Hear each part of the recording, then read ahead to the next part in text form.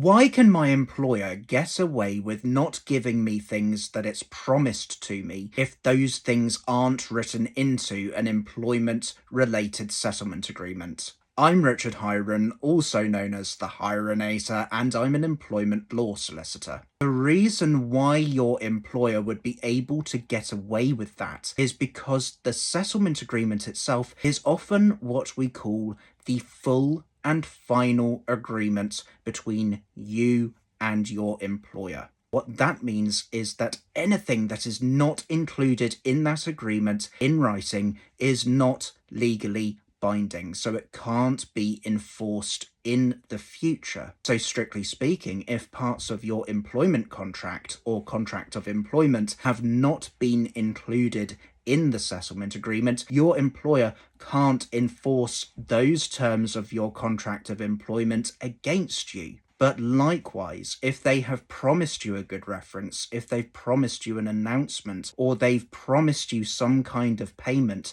for signing this document, and that thing is not actually written into the settlement agreement,